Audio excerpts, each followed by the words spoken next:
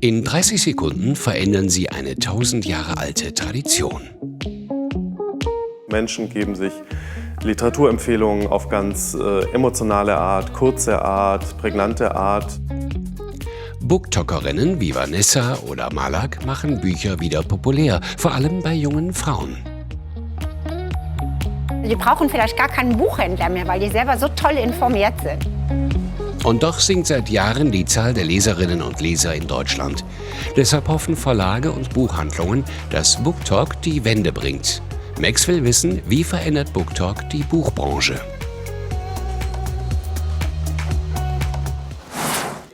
Max beim Fischer Verlag in Frankfurt am Main.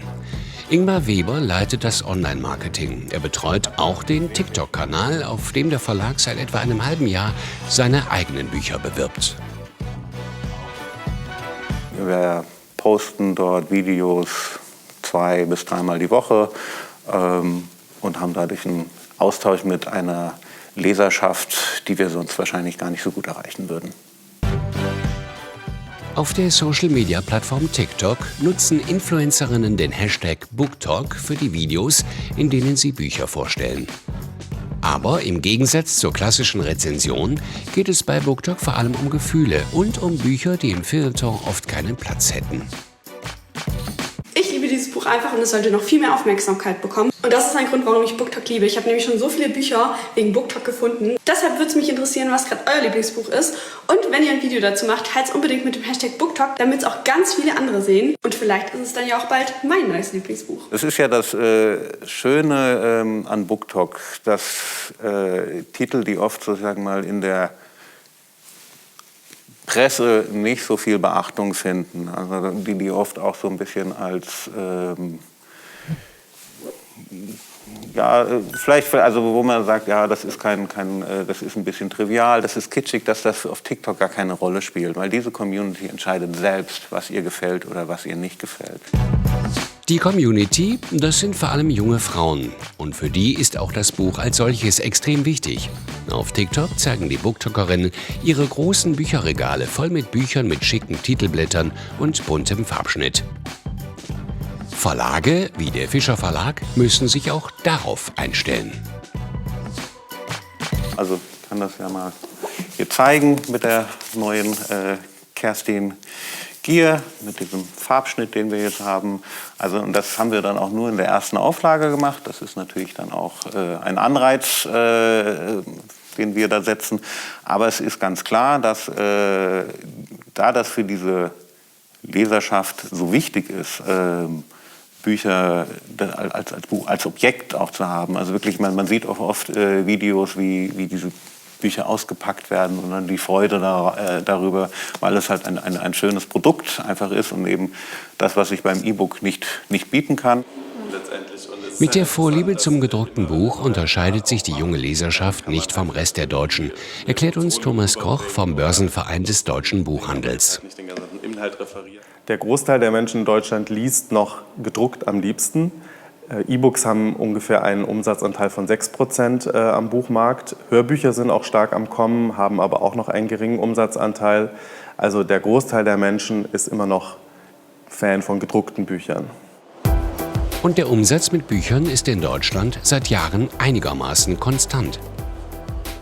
Mehr als 9 Milliarden Euro Umsatz wurden in den vergangenen Jahren in der Buchbranche erwirtschaftet. 2022 lag der Umsatz bei 9,4 Milliarden Euro und damit nur leicht unter dem Vorjahresniveau. Noch ist unklar, welchen Anteil BookTalk tatsächlich an den Umsätzen in Deutschland hat. In Großbritannien gehen Schätzungen von etwa 3% aus. Wir hören aber von Buchhandlungen, dass BookTalk einen deutlichen Verkaufseffekt auch hat. Also es kommen junge Menschen in die Buchhandlung und sagen, ich habe da ein Buch bei BookTalk gesehen, haben Sie das im Laden? Das erlebt auch Barbara Hammes. Sie leitet die Hugendubel-Filiale auf der Frankfurter Zeil. Ständig kommen junge Kundinnen in die Buchhandlung. Sie suchen oft gezielt nach den Büchern, die auf der BookTalk-Bestsellerliste stehen. Junge Leute mit Begeisterung, die kommen zu dritt und zu viert und hast du dies schon gesehen und hast du das schon gelesen. Also die brauchen vielleicht gar keinen Buchhändler mehr, weil die selber so toll informiert sind. Die Nachfrage nach Romance hat auch Autorinnen wie Colin Hoover zu neuem Erfolg verholfen. Regelmäßig steht sie ganz oben auf der Bestsellerliste. Und mit der gestiegenen Nachfrage nach Romance und Fantasy beeinflusst die BookTok-Community längst auch das Angebot der Verlage. Aus dem Angebot, das früher ein kleines war, weil das nur Damen gelesen haben, die was Ruhiges wollten, hat es sich jetzt zu jungen, attraktiven, schmissigen Büchern gewandelt, die auch ganz viel den Zeitgeist heute widerspiegeln. Es sind aber nicht nur kitschige Love Stories, die auf BookTok gehypt werden. Die Community liest auch alte Klassiker.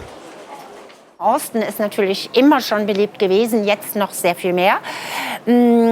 Kafka geht interessanterweise gut, was nicht an den Schullektüren liegt, sondern glaube ich eher daran, dass es so bisschen abseitige Geschichten sind. Es geht hin bis zu Zweig über Hesse. Thomas Koch beobachtet außerdem noch ein anderes Phänomen. Bücher, die schon lange auf dem Markt sind, werden dank BookTok plötzlich wieder häufiger gekauft. Also es gibt auch Ratgeber, Sachbücher, andere Belletristik, die empfohlen wird. Und tatsächlich nicht nur Neuerscheinungen, sondern auch die Backlist, also Titel, die vielleicht schon vor ein paar Jahren oder vor Jahrzehnten erschienen sind. Dennoch ist der Experte auch besorgt, denn die Zahl der Buchkäufer in Deutschland nimmt seit Jahren ab. Waren es 2018 noch fast 30 Millionen Menschen, die Bücher kaufen in Deutschland, ist ihre Zahl seitdem stetig gesunken. Im vergangenen Jahr lag die Zahl der Buchkäufer nur noch bei rund 26 Millionen. Für die Verlage und Buchhandlungen könnte TikTok also auch eine Chance sein. Hugendubel nutzt diese Chance bereits. Der Buchhandel ist mit seinem eigenen Kanal extrem erfolgreich.